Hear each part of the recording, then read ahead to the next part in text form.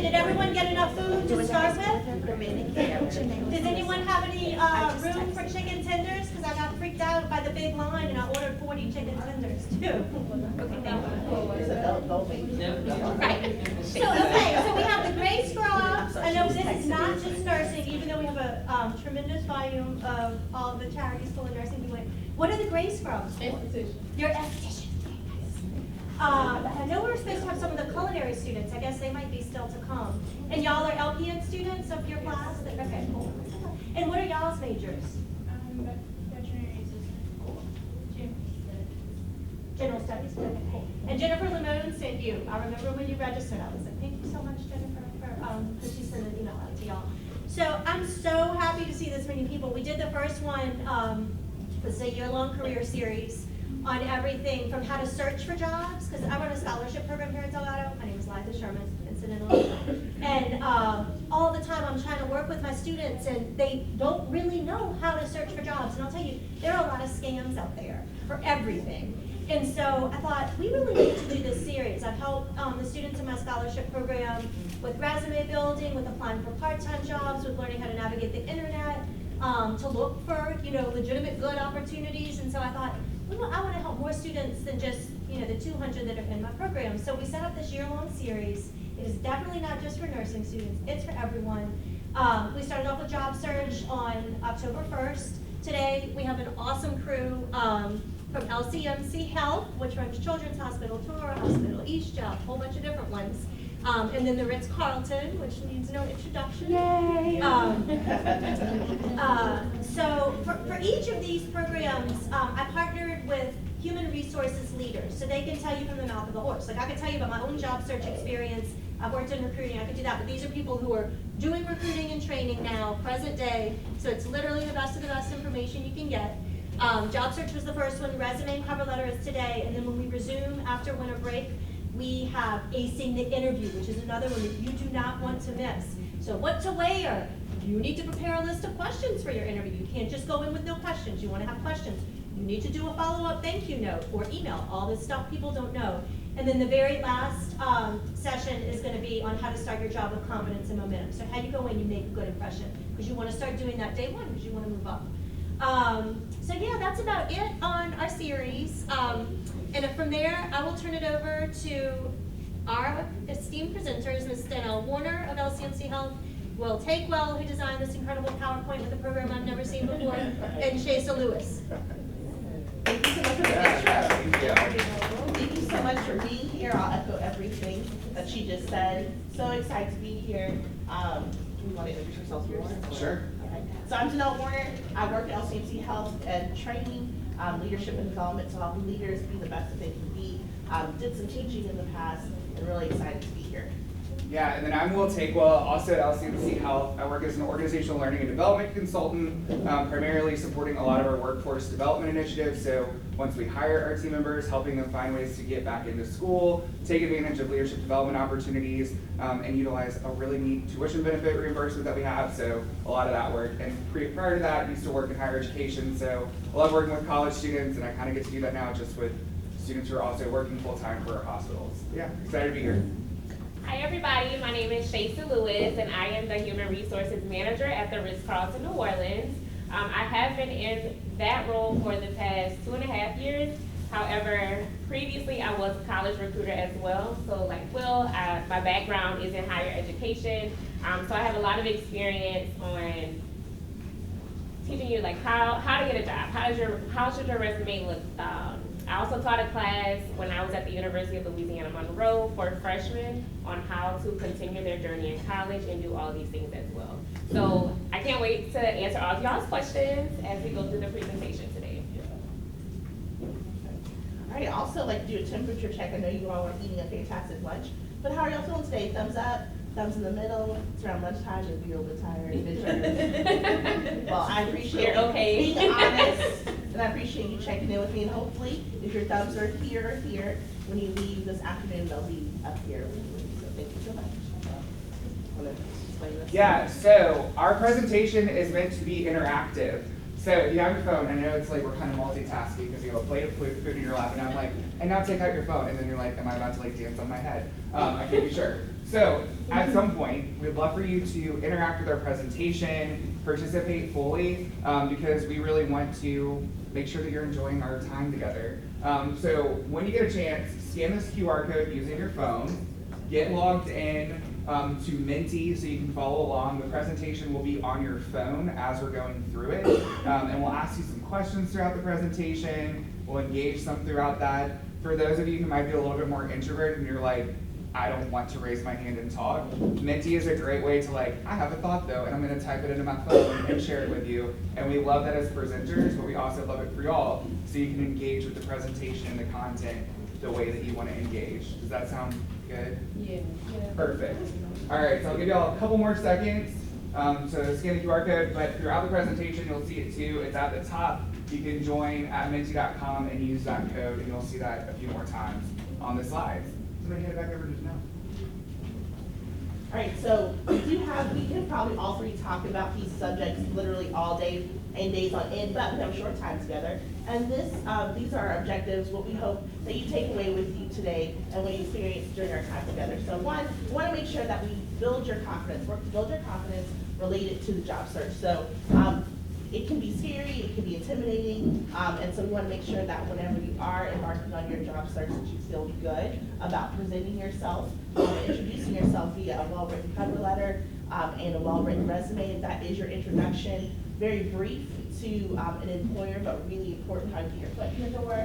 We also want to make sure to share some resources with you. So some that you'll take away after today, and hopefully some that you'll get during our time together today that will help you feel confident and prepared. And then not only help you feel confident, but enthusiastic about getting rid of any dread or fear that you may feel related to the job search. And finally, we want to empower you to make sure you land the jobs of your dream with an employer that you're really excited to be working for.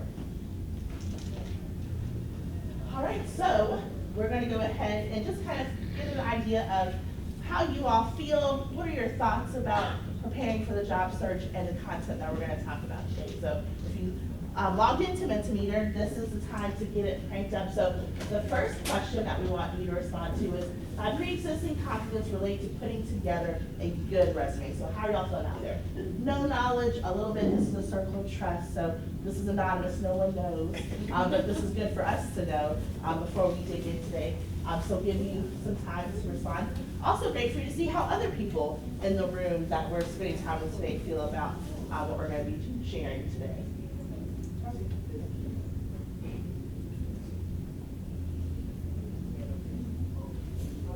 So it looks like we've got a lot around a little bit. Some more around, I made one before, but you don't feel like it was great. It was good. Okay, to whoever said hire me. Yes. I love it. And whoever put that, if you want to chime in at any point or give some thoughts, please by all means. All right, so our next question, so thank you for sharing your feelings around resumes and cover letters. Our next question, we're going to ask you to rate the following. How confident are you at writing a cover letter? How confident do you feel about putting together a well-crafted job application? And I'm confident in the career I want to pursue / I know what I want to do professionally.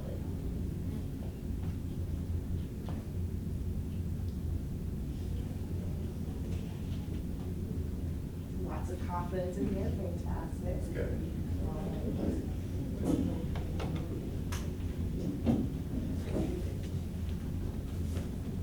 And this is just something I just thought of at this moment. How many of y'all already have a resume, like ready to go? Okay. I actually need to update mine. All right, our next, so thank you so much for sharing that. So lots of confidence in the room, super excited about that. And if you aren't feeling so confident, that's why we're here today. Next one, what are your career aspirations and what kind of jobs are you looking for? So this time you get to type it in. So let us know. Yeah. What are your career aspirations and what kind of jobs are you looking for? So type it in so we can see.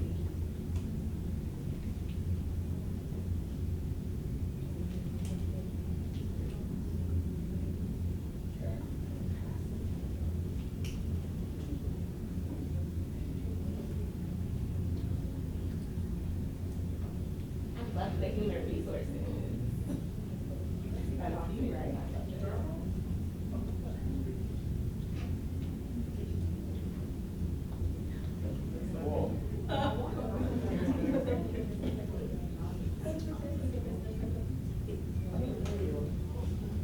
All right, so hearing that from y'all just kind of gives us an idea of where we should take our presentation this afternoon. Because, you know, every job process, application process looks a little bit different, right? So what you're doing in healthcare might look very different from what you're doing in hospitality. What you're doing, you know, in culinary areas might be very different from what you're trying to do if you're looking to land a job in human resources. So what we want to do is really try to give you a good idea and cast a broad net of what generally are good practices. We're going to salt and pepper in some helpful information related to healthcare as well as hospitality. But the neat thing is that Danelle previously worked in career development on a college campus, so like she is an encyclopedia of knowledge related to just about any career field and what they might be looking for. I'm sorry to put you on the spot, but she is our jack of all trades when it comes to that. And then we can provide some additional context from the human resources standpoint, as well as from just like a kind of corporate standpoint. But we want to make sure that you get what you need out of this session today. So if at any point you're like, this isn't vibing, we're going to have Q&A at the end, right? We're going to give you some general information to start with, and then we'll sort of, at the end, give you the opportunity to ask any questions that you might have, talk a little bit more at the end, all of that good stuff. So let's first start with talking about some of the important characteristics of an outstanding job application. And so that really begins with making sure that the appearance and the content are really good. And so you might be thinking to yourself, like, okay, what does that mean? It means a lot of things, right? It means not getting too crazy with like any of the fonts that you're using and some of the stuff that you're putting together in an application. It means being really consistent with the language that you're using in your application, on your resume, and on your cover letter. And it also means not relying too heavily on ChatGPT to help you put together your resume or cover letter. Say that again. Yes, because here's the thing, that is a robot, you are a human being. Yes. We need to hear from you, not from the robot that put together the resume. So, It's very obvious. yes, it becomes extremely obvious when someone utilizes ChatGPT, bless you, or AI or any form of software to help put something together, because we're not hearing your authentic voice, right? And so they're great resources to help get you started if you're in like a creative funk and you're like, I don't know where to start with putting together my resume or my cover letter. Let me like type some stuff in ChatGPT and see where it takes me.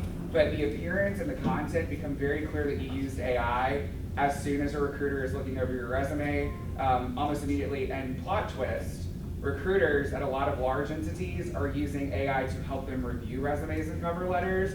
So they're going to know because their computer is going to tell them this person used AI to generate this cover letter. So be very cautious and mindful of that. Yeah. What about the ones on Indeed? So they give you Sure. the tools to help. A tool or a template is your best friend. However, how do you put it in your own voice, and how do you make the content be tailored to that job in particular, that company in particular, and also to the experience that you've had? So we're going to talk a lot about tailoring it to what you do, because Danelle has some great templates that you can utilize that we're going to send you after this. But like the worst thing you could do is say like, oh, I'm just going to change my name on the template and like maybe update a couple of things, but like this sounds good. That's not going to get you hired. It's going to be really difficult, and it's going to be very apparent very quickly. What other? I wanted to chime in. That's actually a really good question. So anytime I see an open up an application and I see a resume, sometimes my first reaction is, oh, an Indeed resume. They all look, I don't know how it looks like on your end, but on the application side, they're all this, it's this very specific format, and as soon as I open it, I'm like,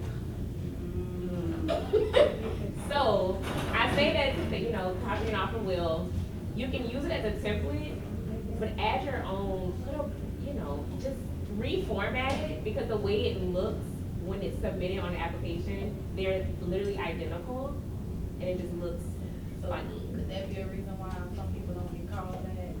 It could be. And then another thing I can say from, so we work at the Ritz-Carlton New Orleans, but we are under the Marriott brand. So within Marriott, all of the applications look a certain way. Now, We also outsource. We have recruiters that put out all of our job applications on Indeed and other sites. The only thing with that is people apply on Indeed and we don't always get the application. So one of my biggest takeaways about that is always go to the actual Yes. site of the company that you are trying to apply for. Okay, I'm glad you're here.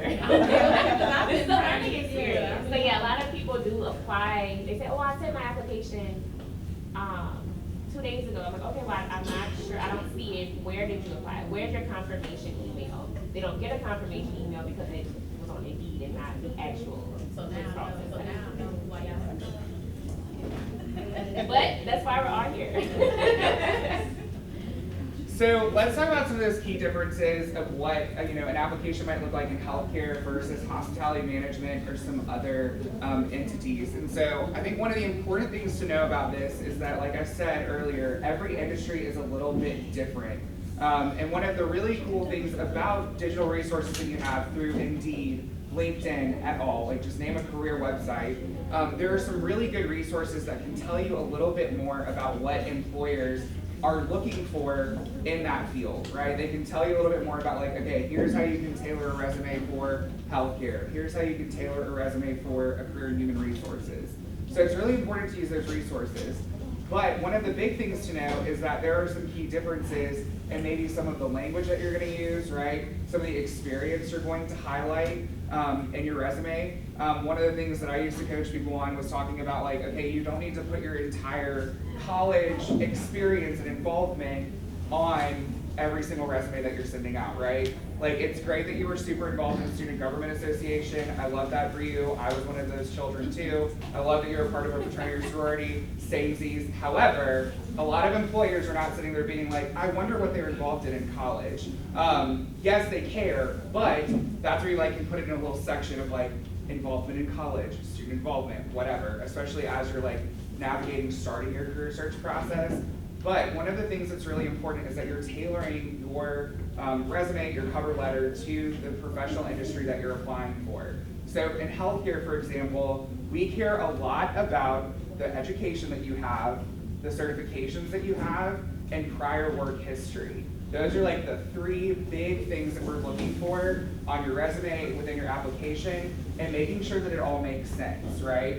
So if you have been building at the foundation of, you started as a patient care technician, please talk about that. What did that role look like? How long were you there?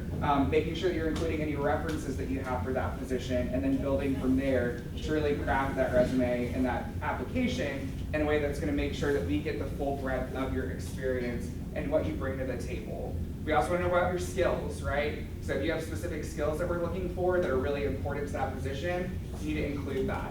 So those are some of the key differences. One of the things I said to you when we were talking about pulling this presentation together, a lot of times in healthcare, a cover letter is kind of like a bonus if it even is required, right? A lot of our recruiters, yes, they want to know a little bit more about you and maybe that narrative is helpful, but a lot of times they're looking specifically at that resume to see if your certifications align with the job that we need you for. Because I don't know if you know this, but there's a shortage of people working in healthcare for the amount of humans that are coming into our hospitals and needing that service and that care. So a cover letter may not always be required for a job. It can be a helpful bonus, but those references in that resume is going to be what really helps you land a job in the healthcare industry, especially at LCMC Health.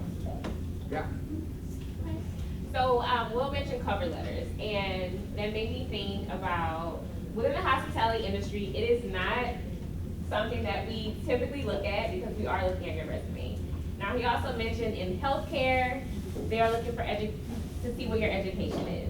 In hospitality, that is a plus. It shows discipline, and you've gone, you've been able to achieve something that you set your mind to. However, within hospitality, we really are looking at your customer service. How are you able to work with others? How are you able to work with our guests? Now, being that I work at a luxury property, we look for some things that are, we may look for a little extra than some of the other hotels do. So if you have worked at Chick-fil-A, I would hope, we all have really great experiences at Chick-fil-A, right? Yeah. they say, my pleasure, is there anything else I can get for you?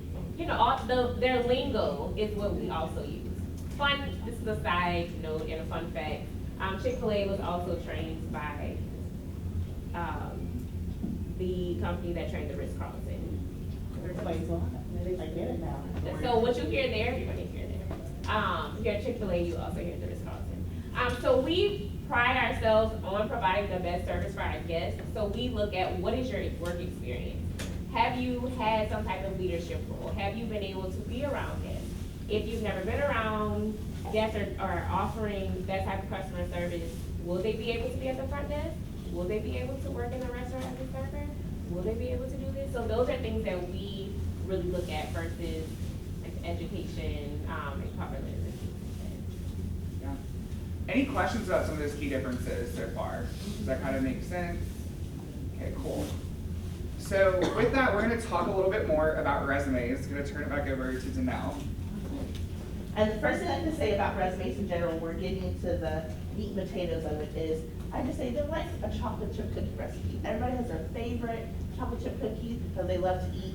And so you're gonna get a lot of information from all of us today, and then probably from family members or people that you may know about resumes. And so what I always say is take everything we say today, apply it how you'd like to apply it, but really nothing beats getting your resume in front of someone or talking to someone who works in a role that you would like to work in. So I always like to kick off with that. Absolutely. So looking at some resumes here, just have some examples. I'm a visual person. I don't know if you're a visual person, but when we're talking about content appearance, what are we talking about? And so we have our first resume here from our friend, Catherine Freeman. She looks like a fun gal, looking at her resume. And I just want to say, your resume is your first impression that any employer is going to get whenever they look at this document that you submit. So just want to hear from you all. You can throw it out. What is your first impression? What are some things that come to mind when you see this resume? Well, I love it. Okay, sorry. Well, They all said the same thing. Okay. Not serious. Not serious. Perfect. Okay, so you're not serious, a little too fun, maybe. Anyone else? Unprofessional, okay. I can't read the font. You can't read the font. Perfect. Okay, so here, unprofessional, hard to read, maybe not so serious. But Catherine did her best, so we're super grateful that she turned her resume. She tried. So that's better than not applying.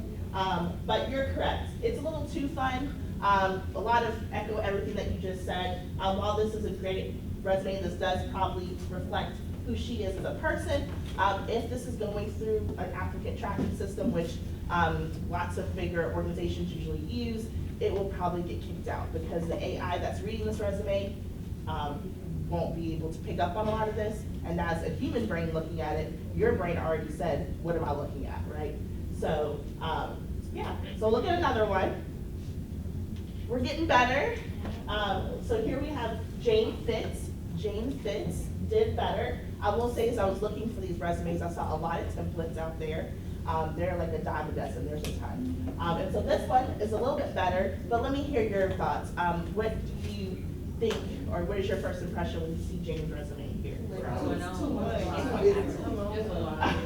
I felt that, too much, too busy, too long, okay. When you see it, all you see is just words. Like, oh my gosh, where should I start? But it is still a lot better than yours. In some ways it's better, it's more organized. A lot of times, people who are reviewing resumes are only looking at resumes for 6 seconds, 10 if you're lucky. And so they've got to be able to find your information really fast. I did see some eyes get big when I said 6 seconds. Not to scare you, but that's just the initial look over. And once you take that initial intake of what you're looking at, then you may go to 10 seconds or 30 seconds and hopefully more, but they've got to get the information they need immediately because we're talking about hundreds, maybe even 1,000 resumes depending on the role you're applying for. So more detailed is great. They've got their LinkedIn on here. If you're on LinkedIn, that's perfect. Using bullet points to talk about their work experience is amazing. I know sometimes people love to put graphs on here, but I will say my one comment, and again, if you feel differently about the graphs, is what is it telling me? I don't know what 5 dots mean. I don't know what 5 dots mean versus 4 dots. And so you're telling me, and maybe these are just, you can list these, but really having taken the opportunity to like quantify them, you can do that in your bullets, would be the best place to do that. Even though it looks super cute, I will give you that. All right, and then the final resume. So looking at this one, this is a great example. Tell me, what are your thoughts when you see this resume? Okay, so professional, probably still a little long. Performative, okay. Looks just like yours. This looks just like mine as well. Okay, so let's talk about why this one is great. Why this one's a great example. Your contact information is at the very top. Who are you? If I like what I'm seeing, which hopefully I will, I know how to contact you, phone number, email address, and if you have a LinkedIn, I can look at more if I want. Your education, if you're in school right now, we usually ask that your education go towards the top. Again, this is just general, not industry specific, but because this is what you're currently working on and this is the biggest thing you're accomplishing at this time. I've been out of school for like 150 years, so my education is way towards the bottom. That's like the least thing we want to start on. And so then we've got each section labeled, so experience, I know what I'm looking for. Bullet points are very helpful in talking about your experience and what exactly you've done in each role. And then we have, we'll talk about leadership experience, that could be another section that you put, but you can see the work experience is the biggest piece of this resume. And then at the bottom, we have some skills and interests. So there's an opportunity to list some hard skills that you have, so some technical programs that you use, some technical skills that you use.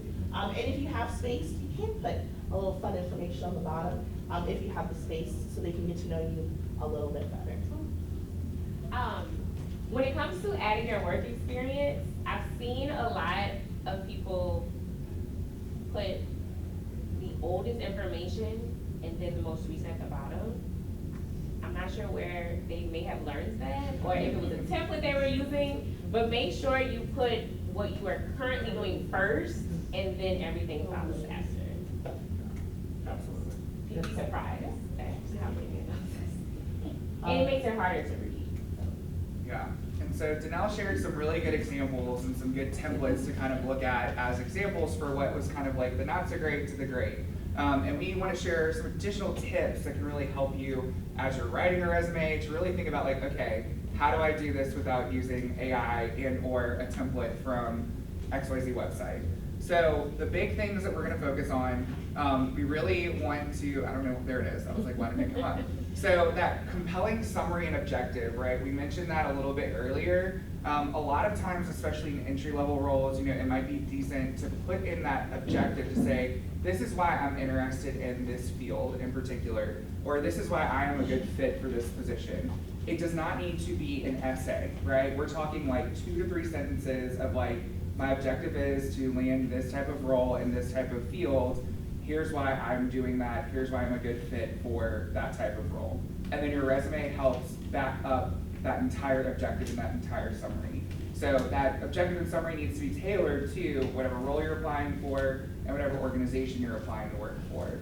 Then we want to make sure that you're highlighting that relevant experience, right? Just like Danelle mentioned, maybe the education is your relevant experience right now because you're getting hands-on training if you're in one of these programs. But then making sure that if the education is not like the top priority, we're including that relevant work experience starting with most recent to any former experiences that you've had that align with that job that you're applying for. We want to emphasize work that's related to the job that you're applying for. One of my favorite anecdotes around here is that my first job in high school when I was 15 was as a party captain and cashier at a place called the Fun Farm in Hammond, Louisiana. While that is a lovely fun fact that I can share now, I don't know, almost 20 years into like working, wow, that's really hard to say out loud. It's great that I can start with that and like add it as a fun anecdote, but that does not need to be on my resume, even though I was party captain of the quarter for 3 quarters running, but whatever. Again, that is just for you all to know and to share. That is great experience that I can maybe salt and pepper some of the things that I learned from that experience into the current jobs and the current things that I can talk about if I'm in an interview. But I want to make sure that it's relevant to what I'm applying for.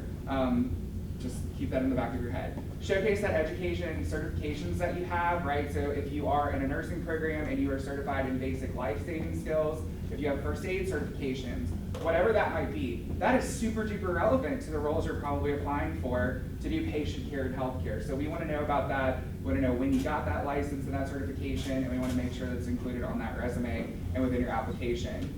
Detail those professional and academic achievements. So like if you're graduating, you know, with a great GPA and you really showcase how much you care about really knowing and having informed practice, that's a great place to include that, right? Like if you have a 4.0 GPA, include that, but if you have a 2.5 GPA, I wouldn't recommend including that, right? So if it's something that's exceptional, something that's outstanding, make sure that's in there so we can learn a little bit more about you. Include those relevant skills that you have. Use professional terminology for the positions that you're applying for. So making sure that you know what they're kind of looking for, right? And the job descriptions are usually a really good way to know what you need to include as far as terminology is concerned in your cover letter or in your resume. So making sure that you're using the language that that organization that you're applying to work for is using throughout your documents as well. Use the action verbs to tell your story. Danelle kind of hit on this when we were talking about, you know, those bullet point descriptions. Those bullet point descriptions should not just be the job description from the role that you had. It should be actually telling us a little bit more about what you did. So for me, for example, one thing that I always talk about is I oversee one of our platforms called Career Connect. So I talk about how many consultations I have with team members within a year. If that's going to be on my resume, I say I facilitated 50 direct professional development consultations with team members about career development or educational goals. So I'm including that exact line, that exact verbiage that tells people what I do in that role and how successful I've been. Then we want to showcase that community involvement. Maybe that's your leadership involvement on campus, or maybe you're very involved in the local community of New Orleans. So including any of that might be relevant to the position, but also gives us a little bit more insight into who you are as an individual and what you would bring to a team. A lot of people aren't thinking about that when they're writing their documents, but a lot of times people are looking for people who are gonna just be a good member of a team, in addition to being coachable and somebody that can work well with other people. So how do you display that, right? Like it's great that you're wonderful and awesome, but also tell us more about how you work with others in your application. Tell us more about how you put teamwork at the forefront of any projects that you're working on or anything that you might be doing in your work. And then finally, we cannot stress this enough, because at the end of the day, you need to write a resume and a cover letter that's gonna get you hired, right? So we can give you all of this stuff that's really helpful and wonderful, but you need to know directly what is it that the organization is looking for and how do I incorporate that into my resume and my cover letter. And a lot of times people don't think to do this, but you can reach out to the organization and ask like, hey, I am really interested in this position. Can you tell me more about what you're looking for to fill the role? Some people who work in HR, and I can say this because I'm a certified human resources management professional, thank you. Circa 2022, I got my certification. But the thing to know is that those organizations have the sort of ownership and the onus to tell you a little bit more about what they're looking for, especially if there's a recruiter or if there's somebody who is in charge of like that career website that they're overseeing. You can reach out and ask questions. That's totally okay. Sometimes people might get back to you or they may not, and we don't love that. But there are other resources too, like Glassdoor, which take it with a grain of salt, right? Because those are people being kind of terrible online. They are the trolls, but whatever, all God's children. Go where you can find resources to learn a little bit more about organizations and what they might be looking for, whether that's reaching out to a recruiter, somebody who works there already, or somebody who might be able to help you in that human resources department or that talent acquisition department. We have those people who can do that for you to help you so you can really tailor your documents to make sure you're successful. Any questions about any of that?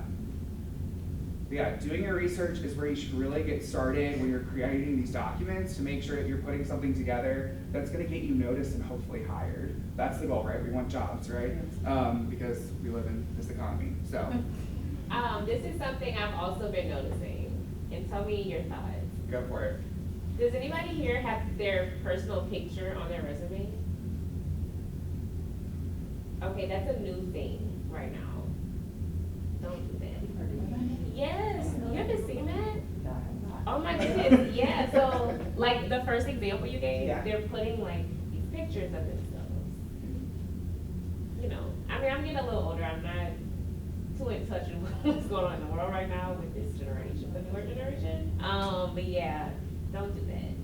Yeah. That's my advice. I say, and the good reasoning behind that is that you're opening yourself up to bias Yeah. for no reason. Humans have bias no matter what, so Yeah. when you're sitting in front of, in the interview, all these things are gonna be natural because it's human nature, but you are opening yourself up to that before you even get a chance to sit in the seat to show them how great you are. Now, one thing someone did point out to me when I was teaching is that, but they'll say, but Ms. Warner, you said to put our LinkedIn URL on there, and LinkedIn has our picture. And what I say to that is, yes, it does, but again, they looked at your resume first. Mhm. And that has given them enough to know that they want to see more.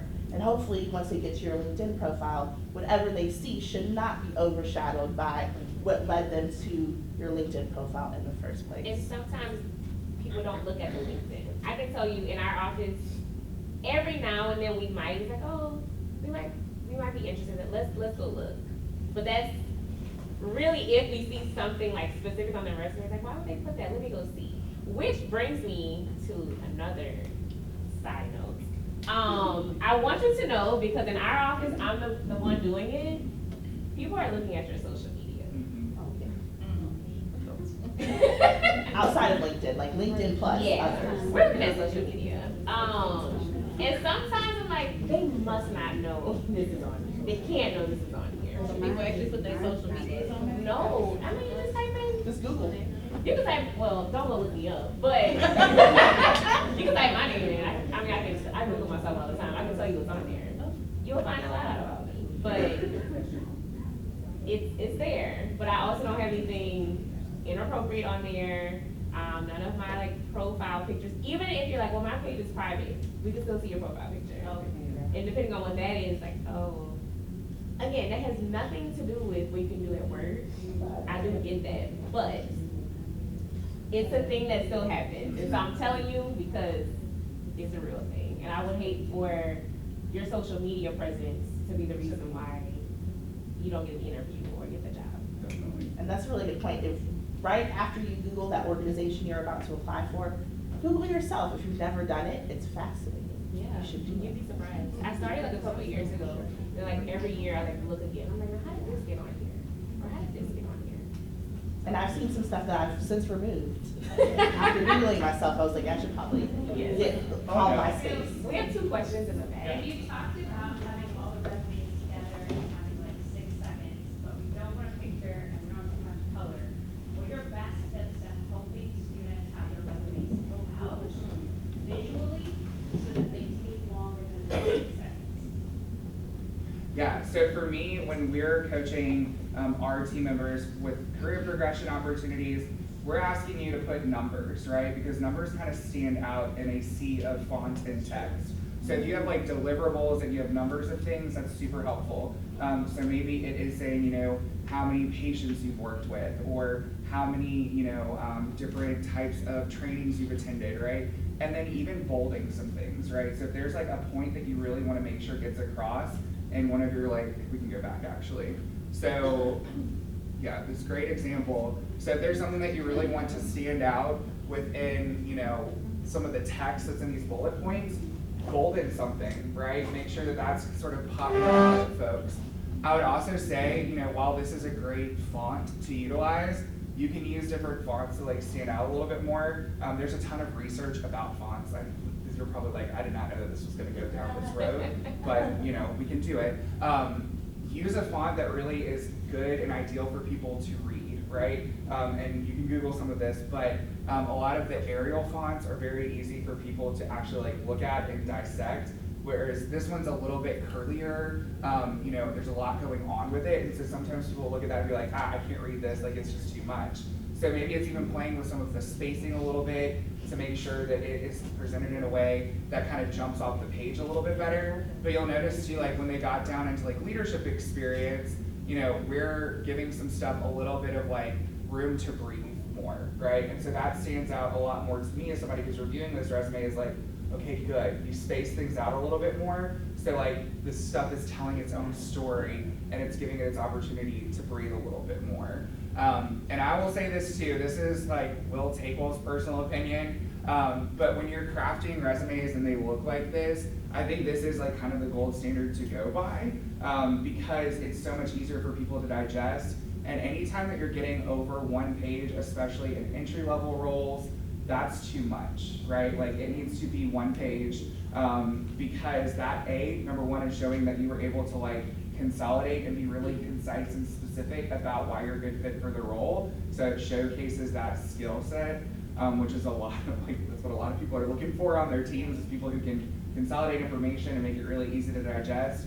But then two, it's saying like, these are the things that are actually relevant to this role, and I haven't just put a lot of fluff in to make myself seem a little bit more important than I actually am. And I say to somebody who, working in education, before coming into human resources, we had CVs or curriculum vitaes, right?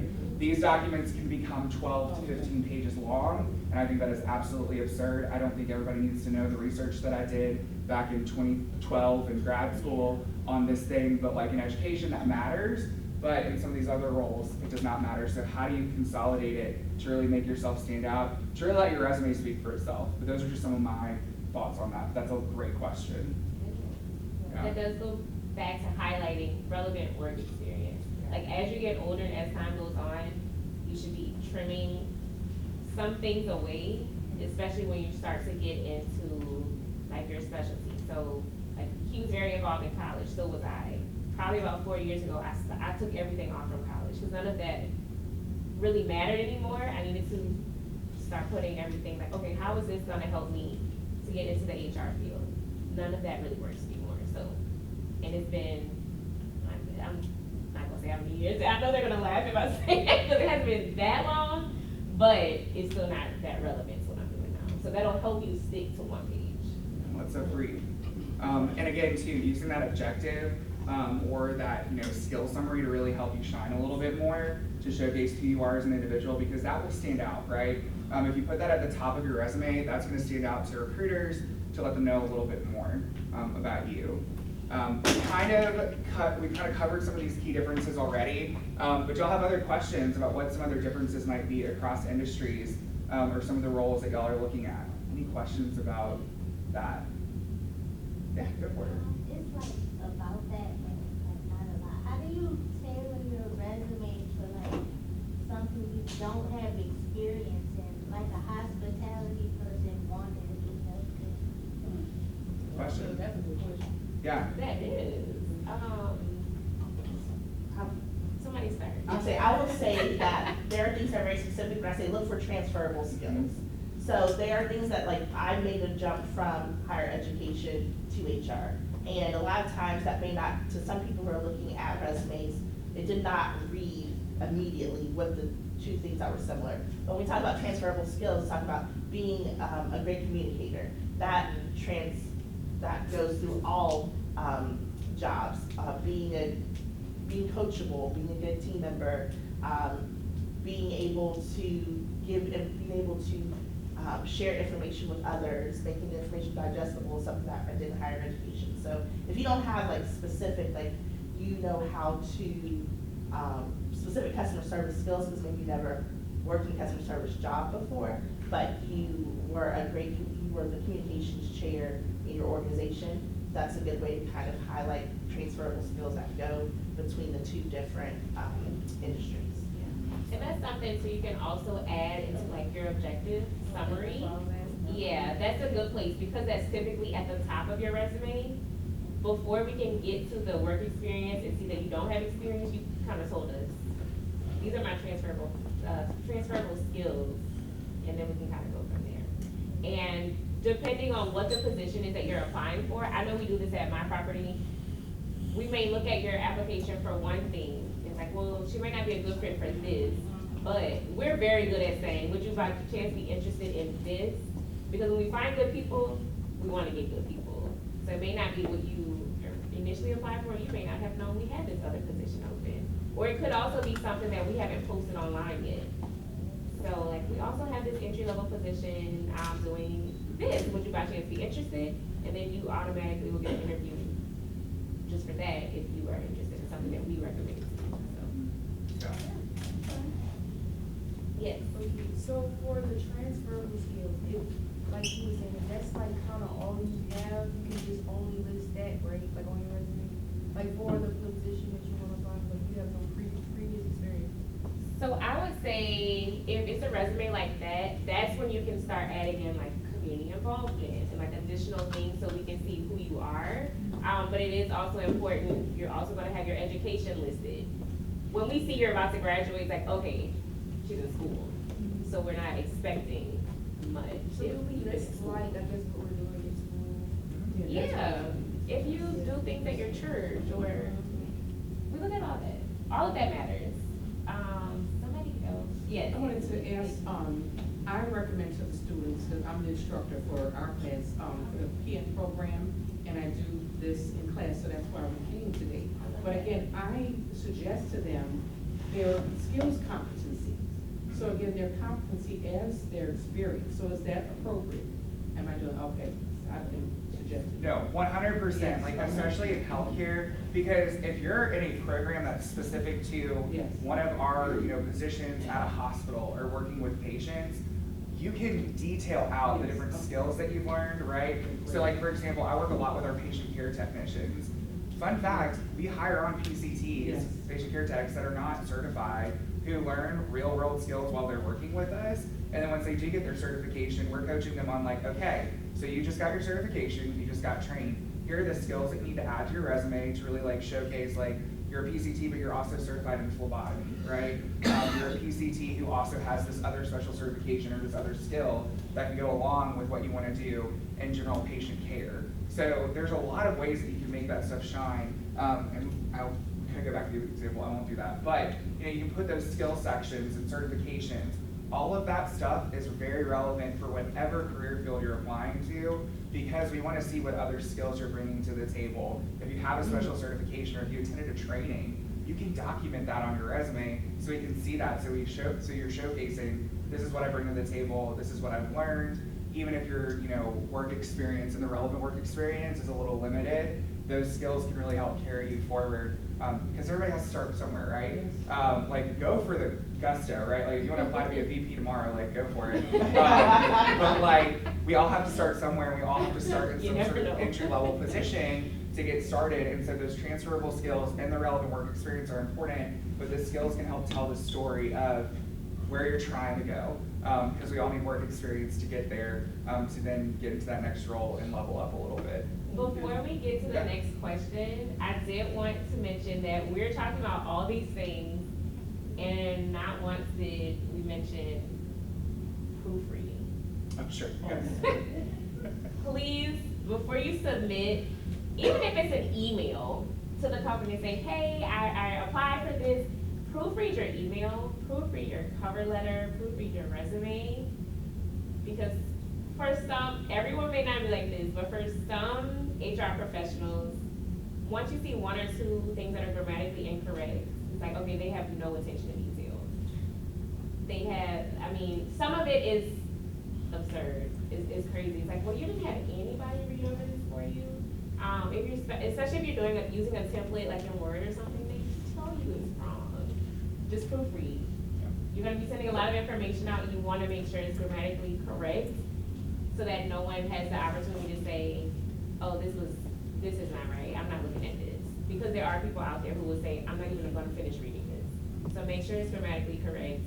You look over it a good amount of times, have someone else look at it as well too. But yes. So, anyway, what you were talking about with the training and stuff, Yeah. so like somebody who doesn't have experience and they wanna come work in the health field, do y'all offer training for people that wanna like? Yeah, so I can't speak for, all healthcare organizations, unfortunately, maybe one day. But at LCMC Health, we do offer some on-the-job trainings that you can take advantage of while you're working with us full-time or even part-time. It really just depends on where you get hired on and kind of what that structure looks like. But it really depends on the place you're working, and that's a great thing to also ask recruiters, and it's a great thing to ask any hiring managers you might be talking to, or people that who might work somewhere. Like, what kind of on-the-job training are you offered if you do get a role there? Because we're really focused on retention and trying to help our people like start somewhere and then get somewhere. And I can't say that for everybody, right? Like it looks a little different.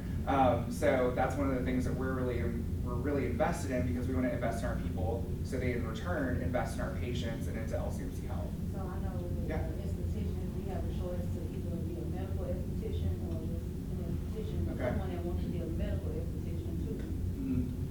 do we go about like applying to be, like to apply to work at the company, maybe training or something? Yeah, we can talk after, if you wanna like, I can give you my card too, we can like email and everything. Okay. But, cause that might be like very specific to what you're looking to do, so we can talk about like some of the strategies and what that might look like to help you out. But yeah, good question. We also have an award-winning spa at the Ritz-Carlton, so I heard about this.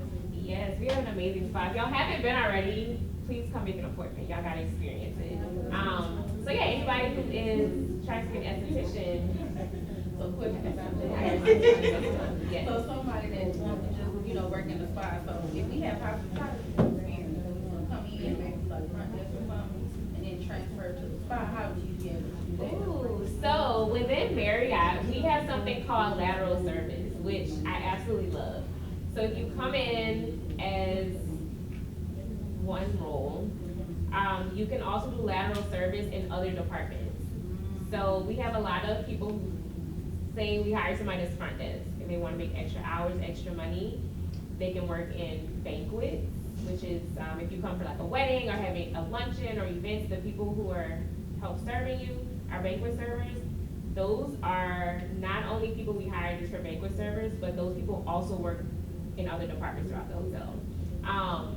So lateral service is very key within the Marriott brand, which I believe that is part of why so many people love working there. As long as you are not going out of your primary assignment, like once you're scheduled for your primary assignment, you have to do that. Now when you're off, whether it be after your shift or on an off day, you can do lateral service and get trained in other departments as well. So like on the off day, we come in and do like. So we have a lot of people who will work in one role and then like a year later, go somewhere else. We have a lot of people that have worked in multiple areas of the hotel, which is really cool. Great, and we want to save some time for questions here at the end, so we're gonna kind of speed a little bit through some tips on cover letters. But this presentation will also be sent to y'all, so you'll have these resources, so don't fret.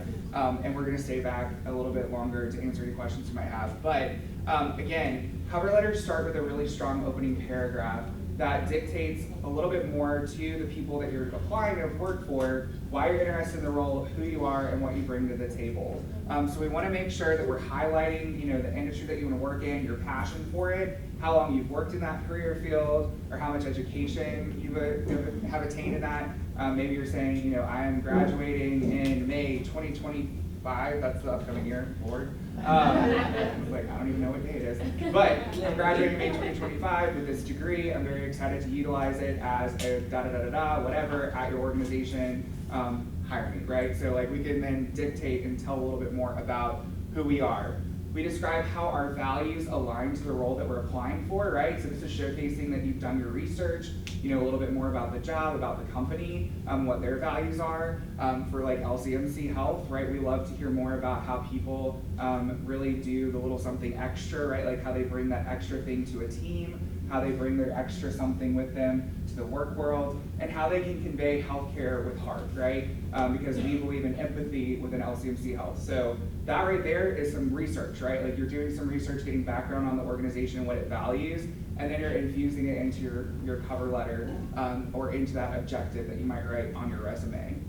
From there, we're highlighting the relevant experience and achievements that would make us a really good fit for that job. Because what the cover letter is meant to do is to tell the story even better of what's on your resume, right?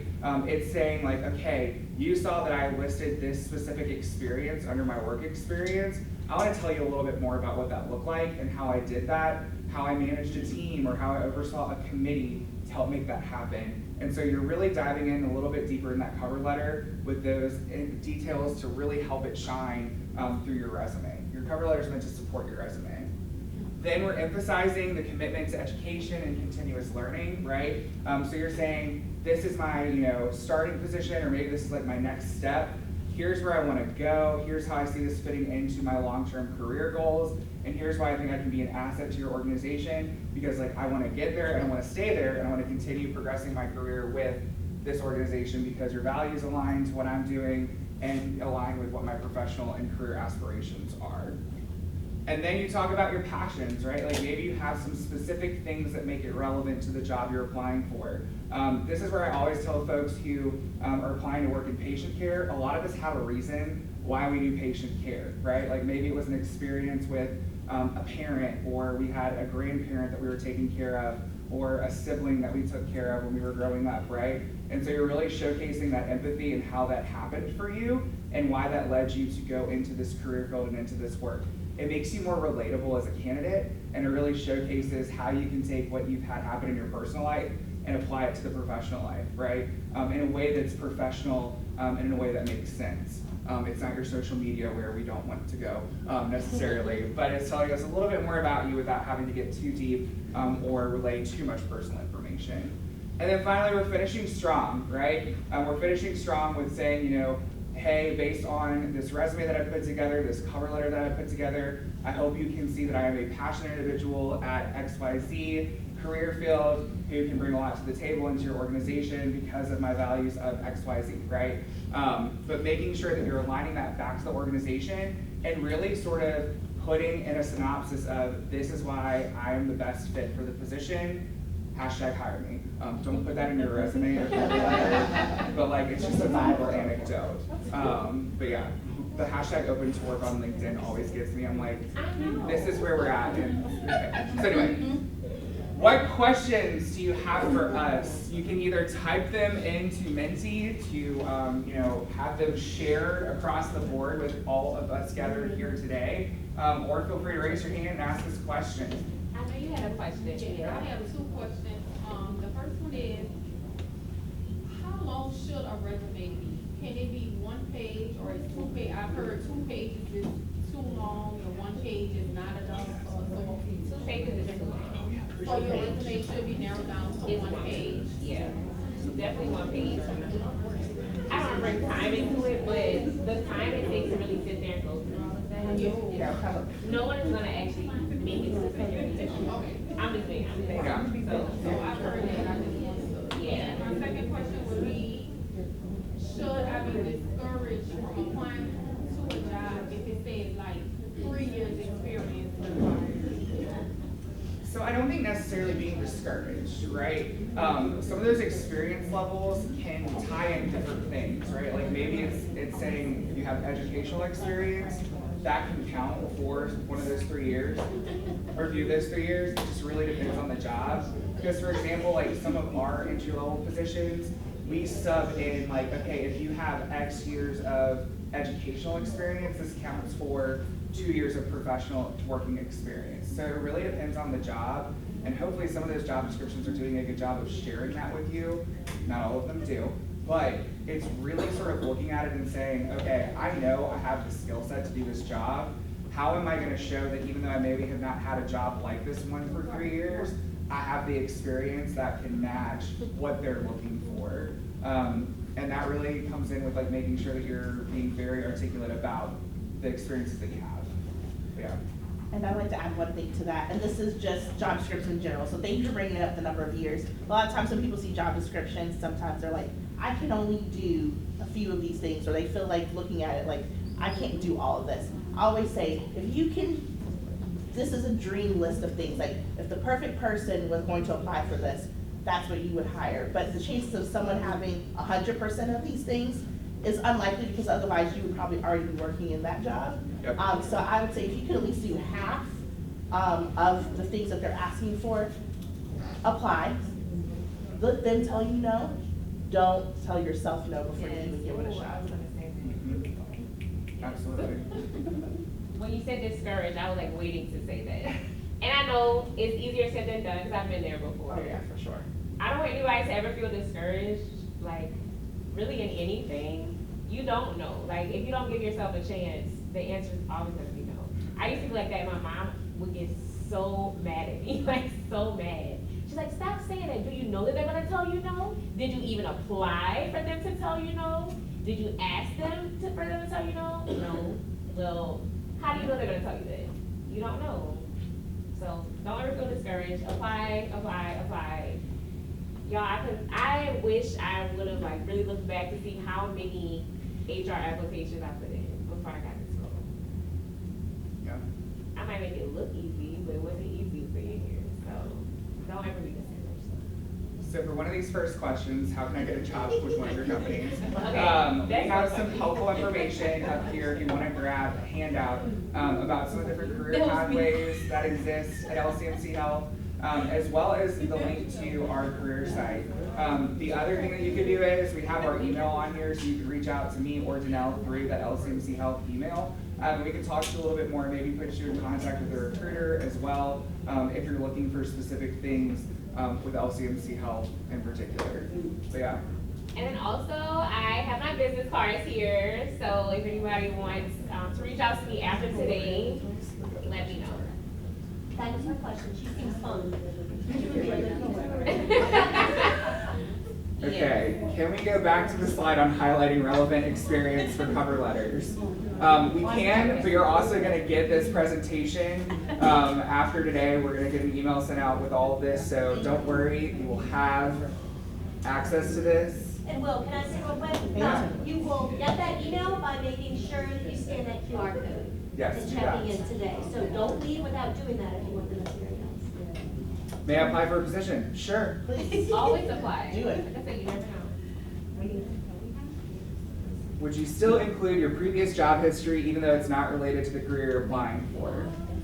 What is it? If you have the space, like if you're, because sometimes someone might put their resume together and it might be like half a page and you're looking at it going, I need more. If you have the space for it and you can still tailor it with transferable skills, but if you don't have the space, then just focus on what you have. And I would add to that, try and think about the skills that you used in that job that might be relevant. Like it could just be you worked in a landscaping company, but you dealt with customers, and you want to work at Ritz-Carlton, that's working with customers too. Hospitals are patient facing, so think about how you can highlight transferable experience. Did you still have a question? It was I was really just raising my hand for a Oh. Yes, we do have LPN positions open. Careers.lcmchealth.org lists off all of the hundreds of opportunities we have available to folks, so please check that out, or even grab one of these handouts too, because it has that website on there, and we can get in touch with you if you have questions, or sort of we're looking for specific positions, we can talk to you a little bit more. But yes. Nurse tech positions, we have some nurse tech positions open, but that really depends on the hospital because each of our hospitals functions a little bit differently as far as who's providing patient care. So sometimes we have LPNs in some of our hospitals, sometimes we have more nurse techs, sometimes we have more certified PCTs. It really just depends on the location. So again, we can give you some more information about that, but all of our hospitals function a little bit differently as far as some of our nursing fields and who is doing what, and who is sort of providing some of that care. Should I add a number from a previous job that I got fired from? They ask for previous work experience along with the manager's numbers so they can contact them. I have some thoughts on this, but I do too. feel Me free. too. Please tell us. No. So, okay. That's a great question. So, within Marriott,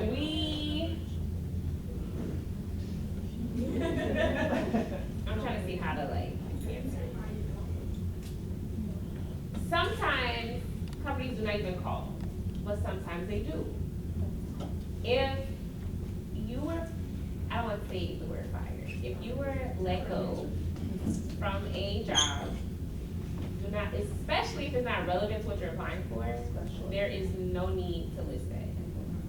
Because in the event that somebody see, like, say I'm looking at it and I see, oh, they worked at